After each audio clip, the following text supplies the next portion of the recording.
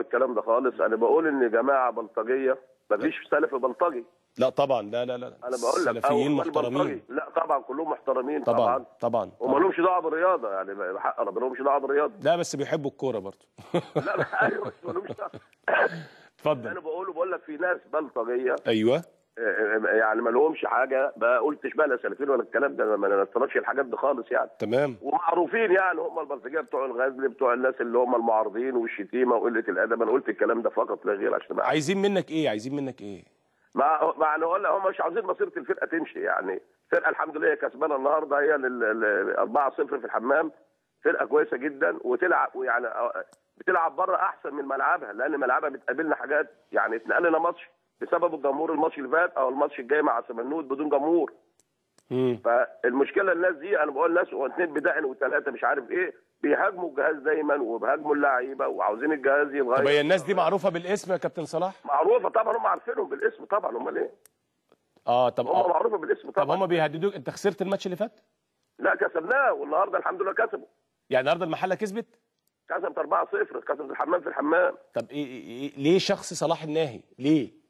ما اعرفش، هم عاوزين، هم ما يحبش الفرقه مستقره يعني. ليهم مصلحه لناس معينه، لناس ثانيه تقصد؟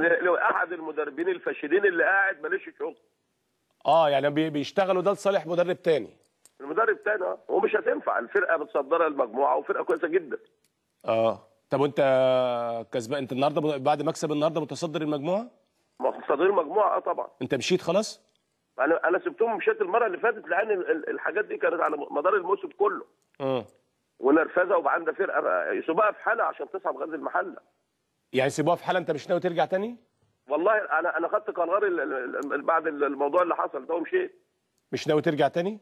انا طبعا انا مع اللعيبه، يعني انا اصلا بيني وبين اللعيبه عمار، وبيني وبين مجلس الاداره، الا الناس اللي هي الاقليه. مش كل الجمهور، جمهور غزل المحله مخلص جدا، ما عدا البلطجيه اللي بتيجي تقف ورا دكه الاحتياط وشتيمه من قبل الماتش. يعني الشتيمه شغاله من قبل الماتش. يعني انت تكسب تخسر بتتشتم؟ ده بالعكس، لو خسرنا ما بنشتمش، بنكسب بنشتم. والله يا زلمه، ده حاجه غريبه يعني. ومع الفرقه الاول، انت عاوز ايه؟ يعني انت راجل الفرقه ماشيه الاول. شيء غريب جدا. طب اللعيبه ما اتكلمتش معاك يا كابتن؟ اللعيبه اولا كلهم امبارح متكلمين معايا. المهندس فتوح المشرف العام راجل محترم جدا، والكابتن عبد الرحيم خليل، والناس المخلصين كتير جدا في المحله، ما عدا الاقليه دي اللي شغاله شتيمه في الجهاز وفينا وفي اللعيبه على طول. طب بالنسبه للمباراه النهارده، مين اللي اشتغلها؟ اللي اشتغلها كابتن احمد حسن. كابتن احمد حسن اشتغلها، والجهاز بتاعنا هو الجهاز برضه. لكن كابتن صلاح النهائي قرار ومش ناوي ترجع فيه؟ والله يعني انا اللي بشوفه بالناس دي، عشان انت الناس بيجي تهاجمك وانت كسبان. يعني المفروض اللي بيهاجمني ده يا استاذ محمد بيهاجمني وانا خسران وانا متعادل. من حق الجمهور غزل المحله المغلصه اللي هي تعمل حاجه. عايزين يوصلوا. انت فرقه كسبانه وعن بتتهاجم قبل الماتش. ويا اما حكايه السلفيين والكلام ده، احنا مالناش دعوه بالداخل بالحاجات دي خالص. الشؤون دي مالناش دعوه بيها. تمام. انا بقول ناس بتقول بلطجيه، اللي هم معروفين بالاسماء اللي بتوع غزل المحله. وده احد المدربين السابقين اللي موجود. ولعلمك مش معايا انا بس، يعني برضه من بكره هيهاجم احمد حسن والجهاز اللي معاه. يعني لو الاخ المدرب اللي حضرتك مش عايز تقول اسمه ده عينوه، هم هيسكتوا يبقوا حلوين؟